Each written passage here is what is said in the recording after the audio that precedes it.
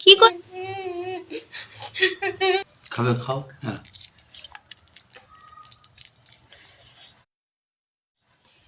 মামা, কাঁদছো কেন তুমি?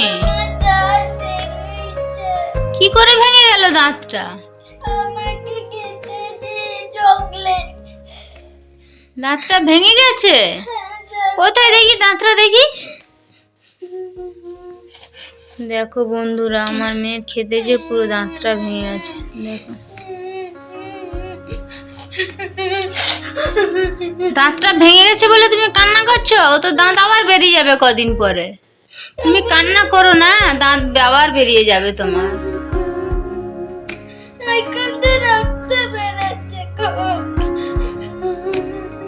কান্না করো না, দাঁত বেরিয়ে যাবে আবার।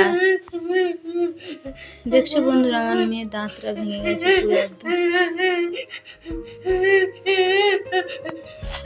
বন্ধুরা, তোমরা কেমন আছো? আশা করি ভালোই আছো। আর আমি তো ভালো নেই। দেখো আমার মুখের অবস্থা দেখো। কালকে রাত্রের বেলা মেয়ের পছন্দসই রান্না করতে যে পুরো মুখে পুরো তেল পড়ে গেছে।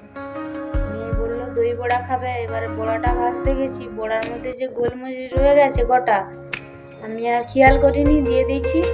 এবার ভাজার পর জিনিসটা যা ফাটছে, পুরো গোটা তেল আমার মুখে পুরো এসে পড়ে গেছে। সকাল দিকে মনটাও ভালো নয়, শরীরটাও ভালো নয়, সেই জন্য সকাল দিকে আর আসতে পারিনি। আর এতবেলা এসেছি, রান্না চাপিয়েছি।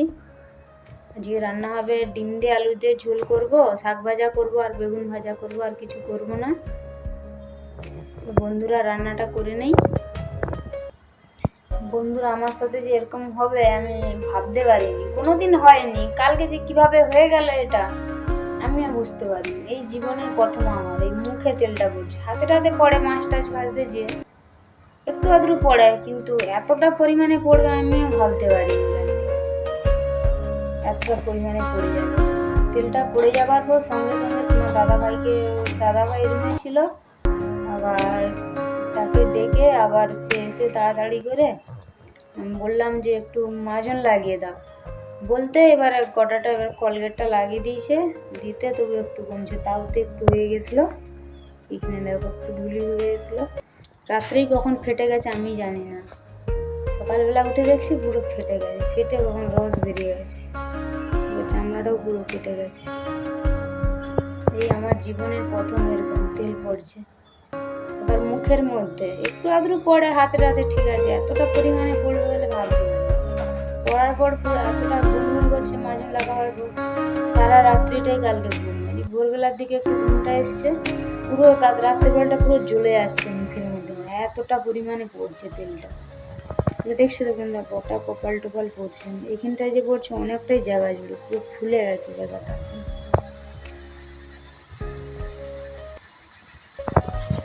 আগেও বড়াটা ভেজেছি, এরকম তেল পড়েনি। কালকে যে কিভাবে যে রয়ে গেল ওর মধ্যে গোটা একটা গোলমরিচ, আমি নিজেই পারতে পারি। তারপরে আমার বর্মশাকে বলছিলাম দেবে দিছিল, ওটা তোমার দাদাভাই একটু দেবে দিছিল।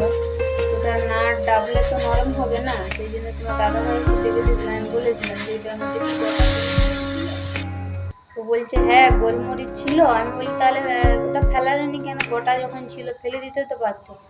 বলে না আমি ফেলাইনি, আর জানি কিছু হবে না, এরকম হবে বলে আমি আর জানি। তারপরে বন্ধুরা এরকম হয়ে গেছে, আর কি বলবো, আমার নসিবে ছিল আমার হয়ে গেছে এরকম। কবে যে ভালো হবে কি জানি। মাঝে মাঝে না একটু একটু জ্বলে যায়, জ্বলে যায়, তবে ভালো হবে কি জানো। গোটা মুখে পুরো এখান থেকে পুরোটাই দাগ হয়ে গেছে একদম, জানি না কবে ভালো হবে। হাতেও পড়ছে, হাতে এরকম মুখেরটা এই জায়গাটাই পুরো অতিরিক্তটা হয়ে গেছে, বরফ টরফ লাগালে হয়তো সকালবেলা একদম ফুলে যেতে একদম।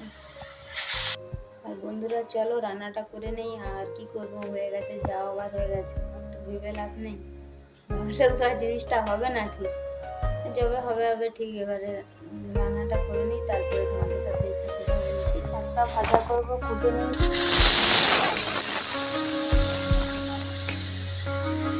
আমার শাক ভাজা হচ্ছে, ডিমটা আলুটা ভেজে রেখেছি সিদ্ধ করে, আর বেগুন ভাজাটা হয়ে গেছে। আর মশলাটা কষে ডিমের ঝোলটা করবো, করলেই আমার হয়ে যাবে রান্না আজকের মতো। আমাদের দাদা হয় আজকে দেখুন লেবু এনেছে, মৌসুমি লেবু, হাটে গিয়েছিল হাট করতে, মৌসুমি লেবু এনেছে দেখো। এখানে দাম কম লেবুর, একদমই দাম কম আছে এইগুলো।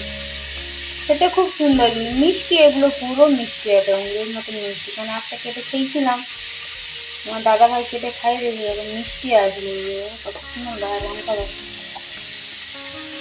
1 কিলো এনেছে। নিয়ে দেখো আমাকে খাইয়ে দিচ্ছিল। হ্যাঁ তুমি খাচ্ছো, এখানে মশলাটা ভালো করে কষা আছে, কারণ ডিমের ঝোল হবে, মশলাটা ভালো করে এই জন্য কষা হয়, একটু গন্ধ করবে সেই জন্য মশলাটা কষা হয়ে গেছে আগে। তারপরে একটু আলুটা দিয়ে দিয়েছি, আলু দিয়ে আবার ভালো করে কষে আর ডিম দিয়ে জল ঢেলে দিই। আছে দেশি মুরগি, এই দেশি ডিম এগুলো, ডিমগুলো দেখো কত বড় বড় ডিম। এমনি নর্মাল ডিমগুলো না এত বড় বড় না, ছোটো ছোটো টাইপের।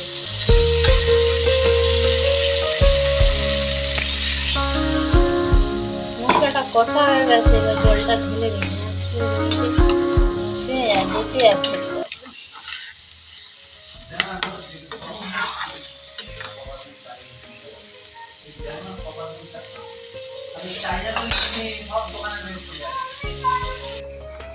এখানে মশলাটা কষে জল ঢেলে দিয়েছি, জলটা ফুটতেছে, একটু ফুটে যাক, কারণ আলুটা সিদ্ধ হয়ে আছে, বেশিক্ষণ করবো না, ফুটাবো না।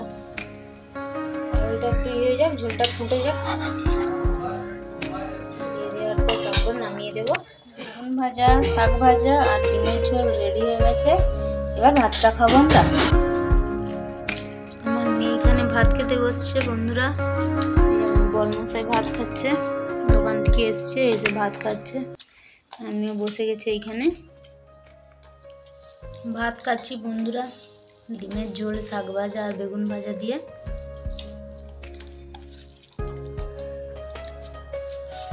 ভাত খেয়ে গেছে আমার বরমশাই, তোমার মা ভালো লাগছে আজকে রান্নাটা। খাচ্ছি এখানে। মাম্মা ভাতটা খেয়ে নাও না। দাও, আমার মেয়েকে ভাত মাখিয়ে দিতে হয়, না খেতে পারে না। আমার মেয়ে পুচকি মেয়ে।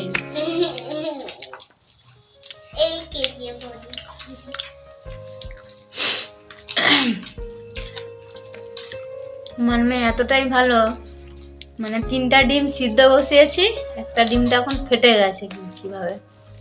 এবারে ফাটা ডিমটা আমি নিয়েছি, আমার মেয়েকে ভালোটা দিয়েছি।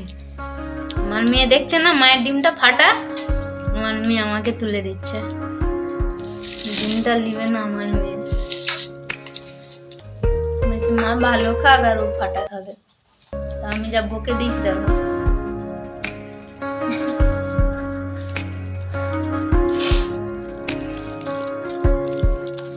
তুমি অত বড় ডিমটা খেতে পারবে? খাবে, খাও। হ্যাঁ ঠিক আছে বন্ধুরা, দেখছি আমি বড় মাথায় ডিমটা খাইয়ে দিলাম আমাকে, তাহলে আমার ডিমটা তুমি খাও একটু। খাও, ডিম আমার পছন্দ নয়, তুমি খাও। বরমশাইকেও একটু খাইয়ে নিলাম, মানে বরমশাই খাইয়ে দিয়েছে, আমি খাবো না।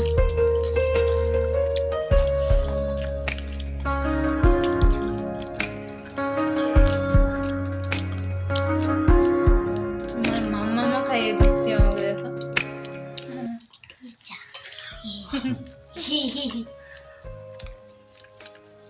তাহলে তুমিও খাও আমার ডিমটা।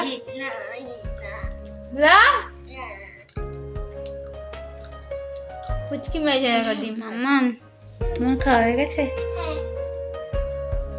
তাহলে চলে এসো, শুবে এসো। হ্যাঁ, আমার বরমশাই তো পুরো ঘুমিয়ে গেছে, এখন বাজে 10টা। কি গো, ঘুমিয়ে গেছো তুমি? হ্যাঁ,